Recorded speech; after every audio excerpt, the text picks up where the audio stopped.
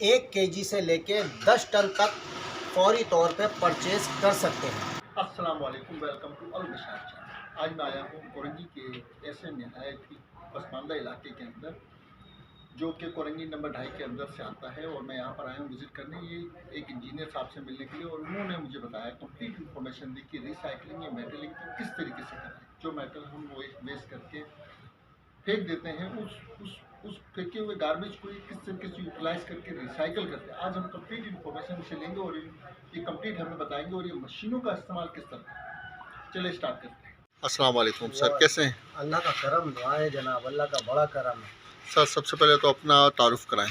जी, मेरा नाम जावेद अली और मैं मेटल स्पेशलिस्ट हूँ और हर तरीके की मेटल की मैं शनाख्त करता हूँ, माइंस का माल भी और नॉन माइंस का माल भी, यानी कि कोई ख़ाम माल की भी शनाख्त है हमें। और ये हमारा मेटल का प्रोसेस है, एल्युमिनियम, जिंक, कॉपर, ब्रास, इसकी हम मेटलिंग रिसाइकलिंग दोनों ही करते हैं।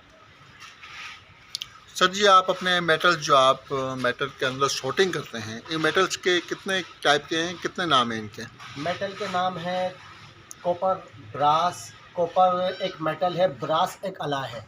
Copper, brass, aluminium, zinc, lead, tin, iron, steel, magnet, non magnet steel, दोनों इस तरीके के ये हैं। जिंक भी है और जिंक अलाय भी होता है हमारे पास। सर अच्छा, इसके अंदर देखने वालों को कुछ टिप बताएंगे कि हम आयरन और स्टील में किस तरह बआसानी फ़र्क कर सकते हैं? देखिए, आयरन और स्टील का फ़र्क इस तरीके से महसूस कर सकते हैं, क्योंकि आयरन होता मैग्नेट और स्टील जिसे हम इंग्लिश में कहते हैं एसएस, ये होता नॉन मैग्नेट। अच्छा, इसके ग्रेड होते हैं स्टील के 316, 304 और 202, 203, 201। ये ग्रेड है कोरियन, चाइना, जर्मनी और इंग्लैंड के ये।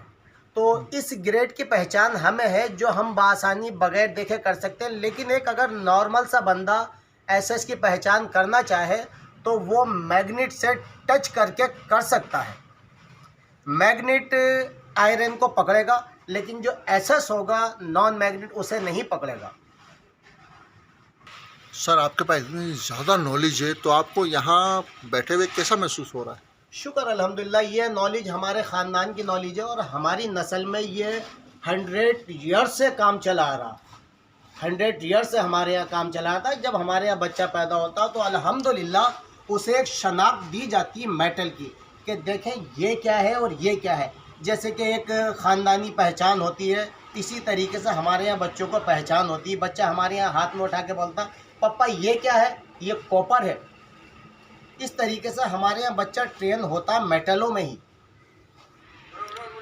सर हमारे देखने और सुनने वालों को अपना पूरा एक तो एड्रेस बताएं, और आपकी जो रिक्वायरमेंट होती है, जिस हिसाब से आप माल उठाते हैं, कितनी क्वांटिटी होनी चाहिए इसका, और अपना एड्रेस कंप्लीट बताएं। देखिए, क्वांटिटी का ऐसा है कि हम 1 केजी से लेके 10 टन तक फौरी तौर पे परचेज़ कर सकते हैं। 1 केजी से लेके 10 टन तक हम परचेज़ कर सकते हैं। अब इसमें मेटल की कैटेगरी है, बहुत से स्लो मेटल हैं जो कम रेटों के हैं, और बहुत से हाई मेटल हैं, जैसे कॉपर हो गया, ये हाई मेटल है। जैसे बिल फर्ज करें, इसका रेट इस टाइम मैक्सिमम 2300 रुपये केजी का है। तो हम इसको एनी टाइम पे 4 से 5 टन परचेज़ कर सकते हैं। और हमारा जो एड्रेस है ना, वो कोरंगी 2.5 नंबर बाकरी petrol pump, sector 33G, plot number LS 138। इस वक्त जो आपका एक गोदाम है, माशाल्लाह बैक तक पीछे तक नज़र ही नहीं आ रहा है, इसका एंड कहाँ तक है। तो आप इसका कंप्लीट बताएं कि इस वक्त इसका वेट कितना और इसकी जगह कितनी घेरी हुई है, और आपके माल आते कहाँ कहाँ से हैं? सर, हम पहले तो मैं आपको ये बताता हूँ, इसमें जो गोडाउन्स में मेरे माल है ये तकरीबन 35 टन है। और ये माल जो बड़े शहर के कबाड़ी होते हैं ना, तो हम उन लोगों से परचेज़ करके लाते हैं, किसी से 2 टन, किसी से 3 टन, किसी से 1 टन, इस तरीके से। और इसके अलावा भी हम लोग अपना एल्युमिनियम रिजेक्शन, कॉपर रिजेक्शन और लेड, जिंक की रिजेक्शन हम लोग बाहर से भी इंपोर्ट करते हैं। तो जो लोग इंपोर्ट करके लाते हैं वो लोग हमें यहाँ कराची में आके सेल कर देते हैं, हम उनसे ख़रीद बाहर लेते के हैं। कंट्रीज़ का नाम बताएंगे? बाहर की कंट्रीज़ का नाम है तंजानिया हो गया, कीनिया हो गया, ज़िम्बाब्वे हो गया। ये स्लो कंट्री हैं, गरीब कंट्री हैं। यहाँ से जो है हमें रिजेक्शन के मेटल काफ़ी मिल जाते हैं, जिन्हें हम प्रोसेस यहाँ कराची में लाके करते हैं अपने पास यहाँ से।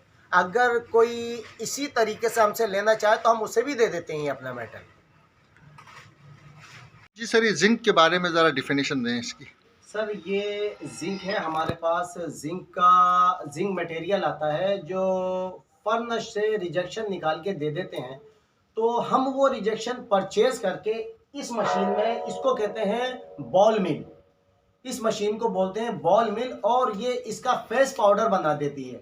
जब इसका फेस पाउडर बन जाता है फिर हम इसे मेटलिंग पॉइंट देके, जिंक का जो मेटलिंग पॉइंट है मैक्सिमम 450 सेंटीग्रेड है, हम इसको इसका टेम्परेचर देके इसमें से मेटल दोबारा हम इसको हासिल कर लेते हैं इस मेटल को। बाकी जो रिजेक्शन होती है वो भी हमारे काम में आ जाती है।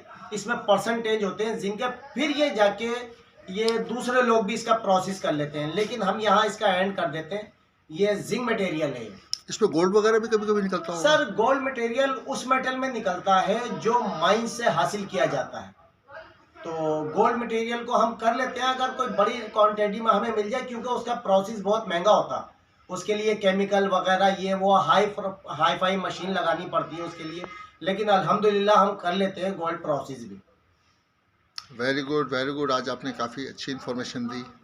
तो मकसद ये अगर कोई पाकिस्तानी चाहे अपना सेटअप लगाना तो क्या ये आसानी से लगा सकते हैं? पाकिस्तानियों के लिए मैं तो ये कहूँगा कि बहुत अच्छा एक मौका है, आप अपना कारोबार करें, नौकरियों को छोड़ें, मेटल की तरफ आए, क्योंकि दुनिया के अंदर आगे जो दौड़ है ना वो मेटल की है। आप देख लें हमारे घर के अंदर मैक्सिमम एक चार्जर से लेके वॉशिंग मशीन तक सबके अंदर मेटल है।